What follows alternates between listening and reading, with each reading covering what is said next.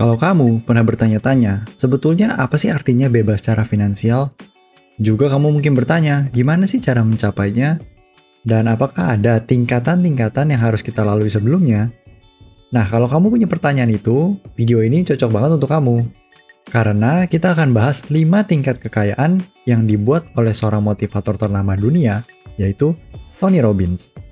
Nah, 5 tangga ini kami pelajari dari buku Money Master the Game, karya Tony Robbins sendiri. Kamu bisa baca lebih lanjut kalau kamu penasaran di buku ini ya, karena akan dibahas lebih dalam. Jangan lupa untuk klik like dan subscribe ke channel Newbie Investor ya, untuk informasi seputar keuangan, investasi, dan review-review buku. Sebelumnya, yuk kita pelajari dulu nih, sebetulnya apa sih artinya kebebasan secara finansial itu? Kebebasan secara finansial, menurut Tony Robbins, adalah memiliki kestabilan untuk melakukan hal yang kamu mau tanpa harus mengkhawatirkan isi rekening kamu. Dengan memiliki kebebasan finansial, kamu dapat jalan-jalan ke Bali, dapat membeli rumah yang kamu impi-impikan, dan tetap memiliki tabungan untuk mengejar minat kamu yang lain. Nah, setelah kita sudah menyamakan nih arti kebebasan finansial menurut Tony Robbins, nah sekarang kita masuk ya ke 5 tingkat kekayaan menuju kebebasan finansial menurut Tony Robbins.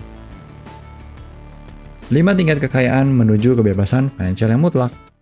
Dalam setiap tingkat kekayaan ini, ada pencapaian yang menjadi tolak ukur untuk kamu sudah tiba di sebuah tingkat.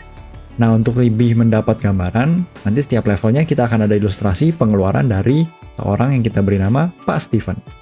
Tentunya angka-angka ini akan sangat beragam, kamu bisa coba otak-atik sendiri sesuai dengan kebutuhan kamu ya. Sesuaikan juga dengan pengeluaran kamu, gaya hidup kamu, dan lain sebagainya. Nah, sekarang kita masuk ke tingkat pertama, yaitu Financial Security. Sekarang kita bayangkan nih, ini adalah pengeluaran Pak Steven, di mana ada cicilan KPR sebesar 2 juta per bulan, ada biaya makan sebesar 2 juta per bulan, ada listrik, gas, air, internet 1 juta per bulan, transportasi 1 juta per bulan, dan asuransi 500.000 per bulan. Nah, di level pertama kekayaan menurut Tony Robbins adalah pendapatan pasif kamu, baik dari bisnis yang tidak menyita waktu atau pendapatan dari investasi, harus sudah menutupi semua pengeluaran-pengeluaran pokok di atas.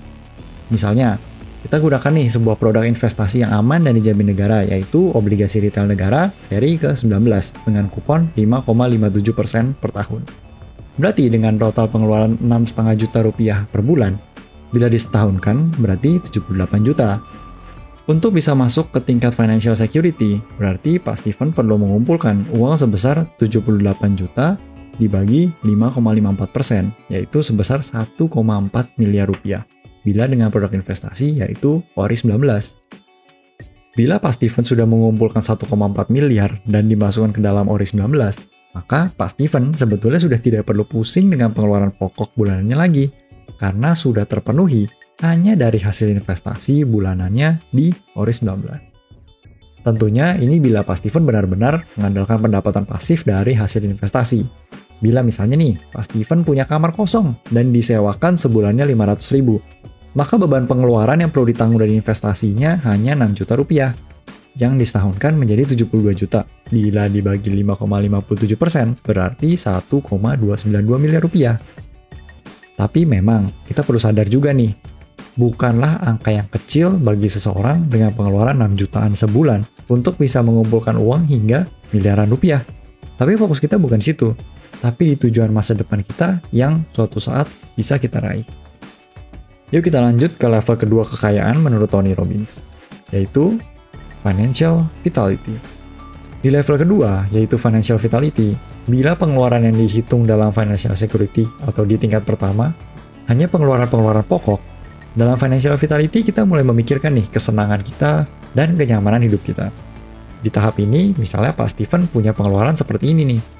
Belanja pakaian 1 juta per bulan, kebutuhan jalan-jalan 2 juta per bulan, nonton atau makan di restoran 2 juta per bulan, hobi yang ia punya misalnya juga 2 juta per bulan. Nah, di tahap Financial Vitality kita menghitung hanya separuh dari total biaya senang-senang bulanan kita. Jadi bila dengan simulasi yang sama seperti di atas, berarti 7 juta per bulan kita tinggal bagi 2 menjadi 3,5 juta per bulan. Jadi ditambah dengan pengeluaran yang pertama yaitu di Financial Security di 6,5 juta rupiah. Berarti di tahap ini, Pak Steven memerlukan 10 juta rupiah per bulan dari hasil investasinya. Berarti bila menggunakan produk investasi yang sama, yaitu ORI 19, 10 juta rupiah dikali 12, yaitu 120 juta bila disetahunkan, dibagi dengan 5,57% adalah 2,154 miliar rupiah. Untuk Pak Stephen bisa mencapai di level kedua tingkat kekayaan menurut Tony Robbins, yaitu financial vitality. Nah, kita masuk selanjutnya di tahap ketiga, yaitu financial independence. Di tingkat ini artinya pendapatan pasif kita, baik dari hasil investasi atau dari bisnis yang tidak memerlukan keberadaan kita, itu sudah bisa menutupi gaya hidup kita saat ini sama seperti saat kita bekerja atau aktif mencari uang. Jadi hasil investasi kita sudah bisa menutupi gaya hidup yang sama persis seperti saat ini. Jadi bila melanjutkan dari contoh pengeluaran Pak Stephen sebelumnya, di tahap ini, Pak Stephen sudah mendapatkan hasil investasi 13,5 juta rupiah per bulan, yang bila disetahunkan adalah 162 juta rupiah.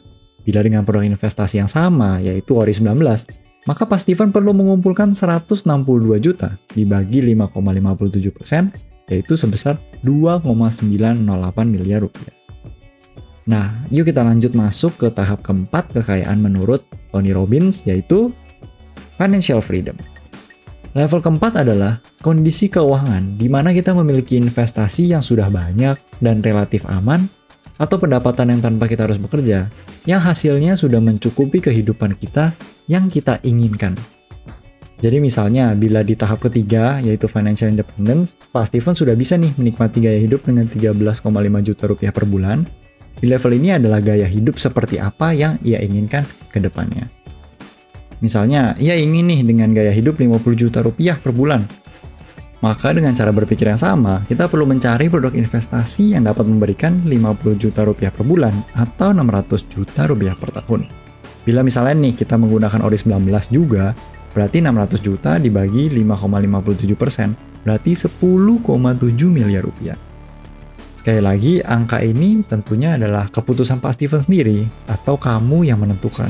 Untuk contoh di sini juga sebetulnya nggak mungkin sih, karena untuk pembelian ORI hanya dibatasi 3 miliar per individu. Dan di level terakhir atau level kelima adalah absolute financial freedom.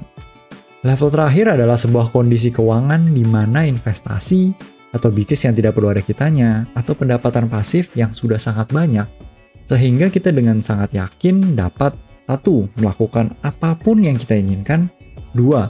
Kapanpun kita ingin lakukan, 3. Kemanapun kita ingin melakukannya, 4.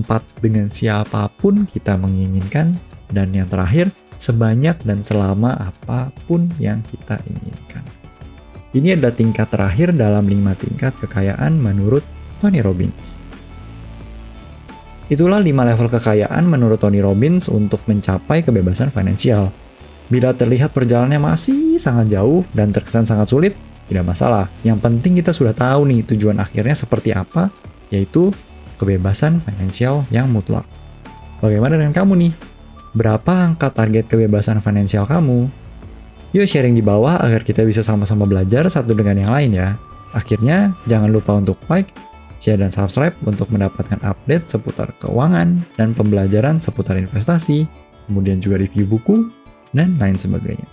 Thank you and see you on the next video. Bye!